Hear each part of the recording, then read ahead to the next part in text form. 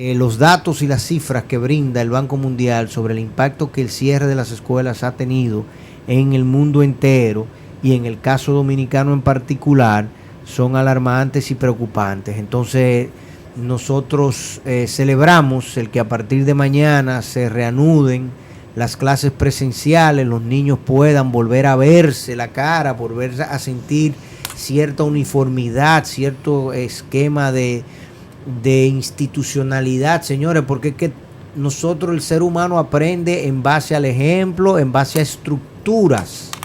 Cuando tú tienes un hogar desordenado, difícilmente tú vas a tener un joven que de allí salga con grandes talentos y posibilidades de mañana ser un gran egresado, un gran profesional. Es lo que nos sucede muy a menudo con nuestros jóvenes atletas. ¿Cuántos jóvenes dominicanos no han podido brillar en las grandes ligas porque sencillamente su espacio emocional estuvo siempre desordenado? Entonces la escuela es ese escenario donde usted puede comenzar a sentir que usted tiene una labor que cumplir, que tú tienes unas metas que trazarte, que tú tienes unas responsabilidades, que tú tienes el desafío de sobresalir frente a tus pares. Y eso no se puede evitar y eso hay que promoverlo. Entonces, lamentablemente, nosotros tenemos que ya 1 año y 3 meses, donde un niño que tenía 6 años, imagínate tú, estaba en primero de primaria, ahora está prácticamente en tercero de primaria, fuera del aula. La cantidad de emociones y de yo creo que mañana una cosa importante que el Ministerio de Educación debe de hacer en estos días es tratar de sacar, ¿cómo le llaman a eso? Testimoniales de los niños, porque van a haber muchas emociones, muchos profesores dando gritos, profesoras llorando y óyeme, va a haber un desborde de sentimiento y de emotividad, que es importante que la sociedad la tenga como una catarsis, pero nosotros necesitamos avanzar.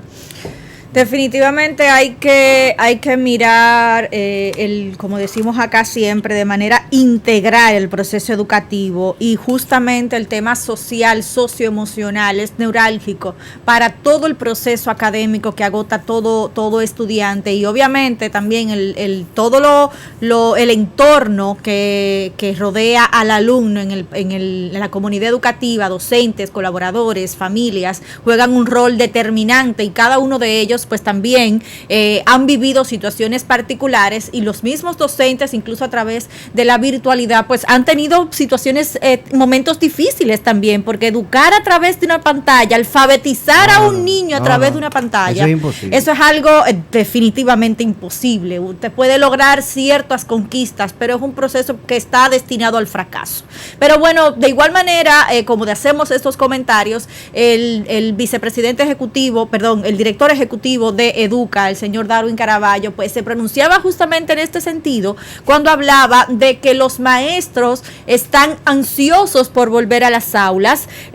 Sabemos que Educa se mantiene trabajando de manera muy cercana con el tren docente en la República Dominicana, y bueno, pues ellos ya han dicho que el retorno a las aulas para los docentes los mantiene deseosos de volver a echar, estar cerca de sus estudiantes, y echan de menos a los niños, y esto pues se pone en contraposición con lo que el gremio que agrupa al grupo magisterial pues dice que no van a volver a las aulas mañana porque el brote pues no se puede poner en riesgo a los maestros, ellos no irán de manera presencial a las aulas. Entonces, como que tú dices, ¿cuál es la voluntad de los maestros y cuál es la voluntad del gremio directivo, o sea, de los que dirigen a los maestros? Parecería que andan por caminos distintos, y la política sin duda por la calle del medio del tema educativo, porque uno de los principales voceros de este proceso disidente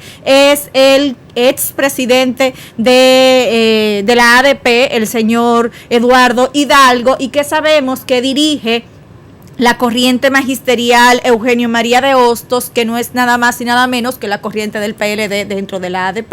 Entonces, pudiera estar ahí manifestándose la voluntad política, la intención de presentar allí pues algo complicado, cuando en definitiva lo que van a salir en perjudicados son los niños. Lo que sí es que ya han hecho un llamado a todas las seccionales de la Asociación Dominicana de Profesores para que sigan laborando de forma remota desde sus casas, y que las seccionales que no han hecho estos levantamientos pues que lo hagan y que tomen las mismas medidas. Qué pena que los docentes pues a estas alturas pues tengamos nosotros que escucharlos cuando deberían ser los principales defensores de la educación en la República Dominicana. Fijen este tipo de posturas.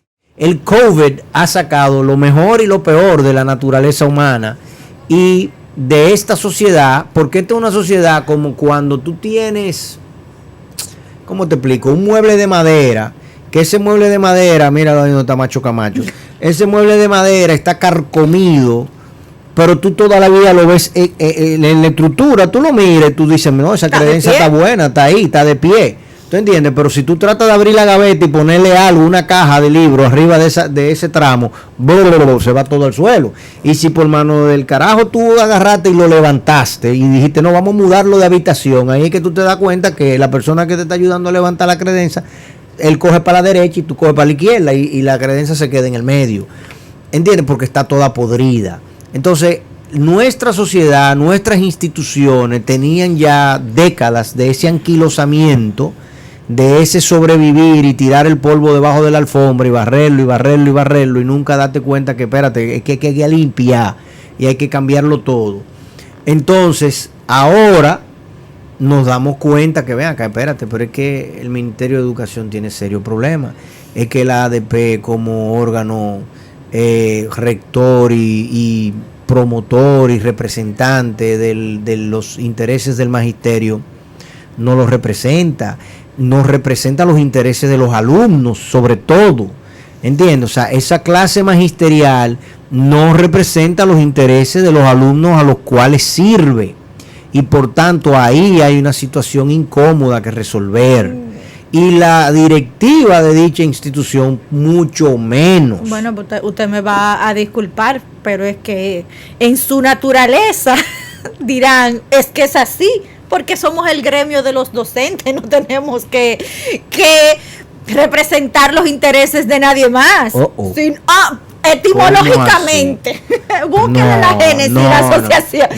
Usted sabe cómo se lo estoy diciendo. Ese es el argumento. No, pero precisamente, entonces, pero bueno, lo que si sí ese que es el si argumento, no, aguántate, si ese es el argumento, vamos a analizarlo matemáticamente. Si ese es el argumento, y en definitiva la creación de esa institución y el sostenimiento de esa institución no lleva al propósito que debe de tener la sociedad, porque nosotros como sociedad estamos pagando impuestos, estamos haciendo el esfuerzo por dedicar el 4% de nuestro Producto Interno y el 22% del presupuesto nacional para un propósito. Claro. Y ese propósito es el de que esa comunidad escolar mañana sea diferente y tenga la potencialidad de ganarse la vida y de aumentar los niveles de ingreso y la productividad media del dominicano, y nosotros podamos tener mejores empresas más pesadas, y podamos tener de todo aquí.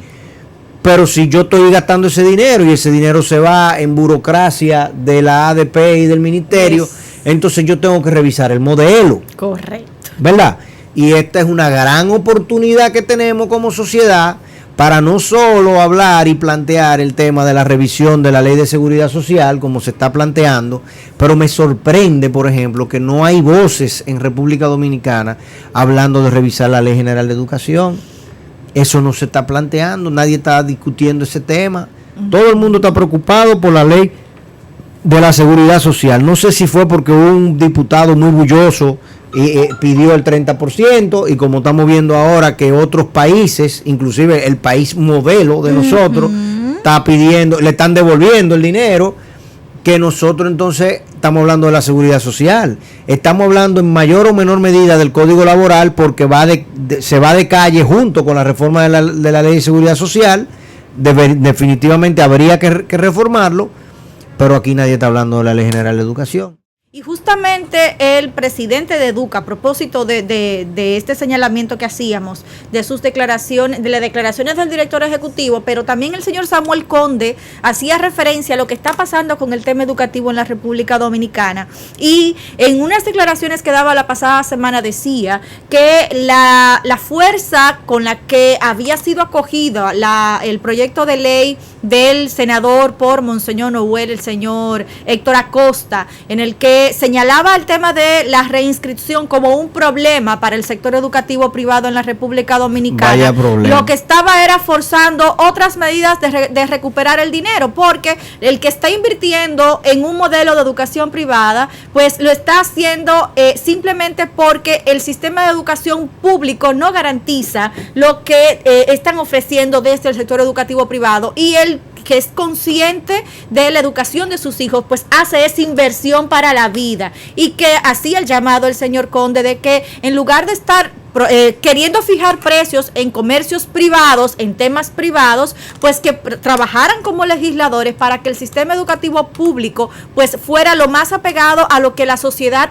merece, y que a partir de ahí pues entonces puedan trabajar en una adecuación de esa misma ley de educación para que responda a los intereses de la sociedad dominicana. Ojalá y el presidente Luis Abinader, que yo sé que es una persona que le preocupa el tema de educación, aproveche la coyuntura, el liderazgo y la legitimidad que tiene por la posición que ostenta y por el liderazgo que tiene el partido que él representa en el Congreso, y se aboque a empujar una reforma real del sistema educativo dominicano, porque si bien ya vamos a llevar, ¿qué sería? 9 años cumpliendo con la ley del 4%, y él en estos días, en la entrevista de la semana pasada, hablaba de que con el 4% hay que modificarlo, tenemos que gastarlo en reentrenamiento, en calidad, etcétera. Es importante que se entienda, y esto es algo que yo lo dije en el 2012 con documentos y lo presenté. Me acuerdo en aquel momento la Coalición por una Educación Digna, que hizo que todos los candidatos fuesen y presentaran cuáles eran las propuestas que tenían, y a mí me tocó hacer el ejercicio en representación de una de las fuerzas vivas de ese momento. El 4 no es suficiente. Para o sea, la deuda histórica que se tiene en la República Dominicana. No. Al margen de. Olvídate. Imagínate que arrancamos de cero, que estamos todos educados, todos somos alemanes, teutones, al día de hoy, y arrancamos. Tú no puedes con el 4% de educación en República Dominicana pretender competir con Costa Rica, que invierte el 7%, claro, con Chile, que invierte el 6%. ¿Entiendes? Eso es cierto. Por definición, y para colmo, ponle de colmazo que son países que tienen un PIB per cápita muy superior al nuestro. Entonces, no es lo mismo el 4% de 10,000 que el 4% de 5,000. ¿Entiendes? O sea, o de 20. Sencillamente son números y cifras diferentes. Entonces, nosotros tenemos que, como sociedad, que de manera escalonada y bien intencionada, pero obviamente habiendo reformado este esquema que se ha montado en República Dominicana, y que el ordenamiento jurídico del año 97 presentó. En aquel momento, luego de un plan decenal que inició en el año 92 y una discusión bastante, digamos que pasada por un microondas, rápidamente, se salió con la Ley General de Educación del año del 97. No, 97. 66-97. Pero esa ley tiene muchísimos temas anacrónicos, bueno, lo comentamos aquí la semana pasada con Jorge un poquito, que sencillamente tienen que modificarse. Entonces, ahora mismo esa discusión del planteamiento de la reforma de la Ley General de Educación es indispensable si nosotros vamos realmente, porque mira, ya el año escolar 2021 se perdió, y para los fines de Banca y Pulso, si tú me preguntas a mí, el 21-22 también. Sí, porque es que no hay forma de, o sea, no se hizo el trabajo. no se hizo el trabajo, la planificación no se hizo. Estamos a 90 días de estar en las aulas y sencillamente no se ha planificado el nuevo año escolar, no se estructura. El Ministerio de Educación no ha hecho una licitación para comprar libros, ni para comprar pupitres. Entonces, a mí que no me digan que están pensando en el nuevo año escolar, porque solamente las aulas que están abandonadas hace 14, 15 meses, yo sé lo que es tener una instalación educativa en estado de abandono, lo que eso implica, lo que eso afecta. O sea, no hay forma. Tú no me puedes decir a mí que las cosas están caminando. Entonces, no hay una planificación suficiente y para colmo, el magisterio está entre que sí o sí no. Porque más cómodo está en la casa. Y bueno, justamente a propósito de los docentes o de los empleados del Ministerio de Administración Pública y de Educación, justamente, pues han estado... empleados de Administración Pública. Del Ministerio de Administración Pública y Educación, el Ministerio de Educación, pues estarían enviando a sus casas a teletrabajar a los empleados mayores de 65 años y con condiciones especiales de salud, justamente en el entendido de que son personas que ahora mismo pudieran estar volviendo, ¿no?, a un espacio de riesgo a propósito de el brote que se ha estado señalando en el Gran Santo Domingo, San Cristóbal y Barahona, que son las provincias que hasta este momento pues mantienen los porcentajes más altos de contagio. A propósito de eso, esta mañana en la ciudad sanitaria el doctor Lama y el doctor Puello pues daban una rueda de prensa frente a las instalaciones de la ciudad sanitaria en el momento en el que estaban habilitando otras 150 camas en el hospital Eduardo Aibara, adicionados a las 60 que señalaban la pasada semana con la inauguración, que estaban disponibles a partir de este momento para los pacientes de COVID, como una respuesta al desbordamiento que se han presentado en muchos centros de salud privado y público, porque hay que resaltar que el propio doctor Lama pues confirmaba que tanto el Marcelino Vélez como el Moscoso Puello se encontraban en un 100% de capacidad de las camas que tenían disponibles para UCI, y esas camas no habían sido reducidas, como sabemos, ¿verdad?, que una de las cosas que tuvieron que aclarar era que tenían menos camas disponibles porque al bajar la demanda pues también redujeron las camas, pero estas de UCI, tanto del Marcelino Vélez como del Moscoso Puello, pues eran las que estaban y que en este momento pues se encuentran a un 100% de capacidad, y entonces en Ciudad Sanitaria estas 150 camas estarían siendo divididas en 46 para el área UCI y 140 camas regulares para pacientes COVID, pero con capacidad de ser convertidas en camas UCI también. Ellos dicen que al margen de estar ampliando, además de que están ampliando la red hospitalaria, pues el llamado permanente es a las personas para que se acerquen a vacunarse, que sigan tomando las medidas, porque las previsiones, si no vienen respaldadas, ¿no?, por una responsabilidad de la ciudadanía, pues sin duda se va a volver a lo que veíamos en tiempo atrás de las disponibilidades hospitalarias pues completamente desbordadas. Bueno, nada, la administración del COVID es lo que es, o sea, ahí no hay nada eso no es nada nuevo. Yo lo que vuelvo a señalar, a ver si alguien lo escucha, voy a tener que escribir una carta, será un documento por escrito y enviarlo, de pronto de esa forma lo logramos. Yo creo mucho en eso, o sea, uno enviarle comunicaciones escritas a los organismos, porque esto que nosotros estamos haciendo por aquí es un ejercicio de catarsis, pero no es un ejercicio formal, institucional, bajo el cual uno pueda pretender que ningún ministerio y ninguna autoridad va a tomar medidas en base a lo que nosotros hagamos por aquí, por la radio. O sea, el que tenga eso en la cabeza está loco. Y yo no tengo ese grado de locura. Tengo otros, pero ese no lo tengo. Yo estoy muy claro de que lo que yo diga por acá sí puede servir y motivar para que otros de pronto sí lo pongan por escrito y se tomen acciones y se potencialicen, ¿no?, las inquietudes, pero de ninguna manera pretendo ni espero, y el día que pase me voy a asustar mucho, que yo diga algo por aquí y mañana yo lo vea como algo que se hizo a partir de eso. porque entonces imagínate, si todo el que tiene la posibilidad de hablar por un micrófono, las autoridades le hacen caso, no, eso es imposible, así no puede ser.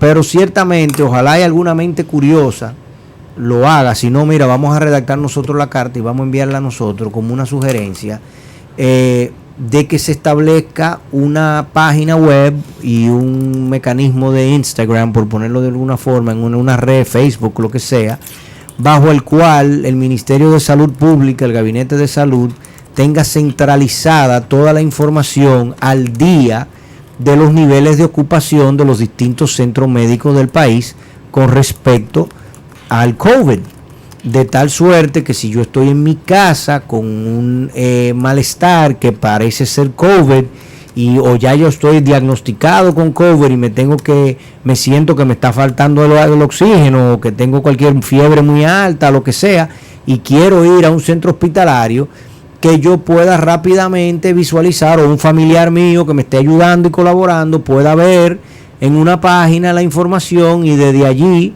entonces tomar una decisión atinada de a dónde ir con mis huesos, porque lo que tenemos hoy en día es una locura y un absurdo, y existe tecnología para esto. El otro día vi un señor asiático, por cierto, oriental, que vivía en la ciudad de Nueva York, que vive en la ciudad de Nueva York, que el año pasado él es ingeniero informático, trabaja para una compañía de esto, no tengo el dato ahora mismo, el nombre acá, porque leí el artículo la semana pasada, que él rápidamente, en el momento de la crisis, en el mes de abril, él habilitó un website y cogió toda la información centralizada de los diferentes hospitales y hizo exactamente eso. Y salvó quién sabe qué cantidad de vidas, porque entonces ya la gente sabía dónde podía hacer cada una de las cosas. Entonces, como ya en Nueva York la crisis pasó, el tipo desmontó la página, y cuando le preguntaron, pero mira, tú no quieres, digo, no, yo lo que entiendo es que en tiempos de crisis todos tenemos intelecto y tenemos capacidades para colaborar, y yo entendí que de esa manera yo colaboraba. Entonces ojalá me escuche alguna persona curiosa, sobre todo, qué sé yo, algún ingeniero en sistema o alguna persona que tenga acceso a la información, o sea, la sociedad de infectología, el mismo señor ¿cómo que se llama? El jefe de Ronald, correcto, pues Skew. Así, Skew, ¿por qué yo digo Wiese? Skew, ¿verdad? Es el apellido de él. Skew sería en alemán, pero bueno, este señor que brinde la información a algún tipo de página centralizada donde esa información llegue, porque inclusive también reduciría el tema de los rumores, ¿verdad? Y las tantas cosas que se dan. Las inquietudes, así mismo es.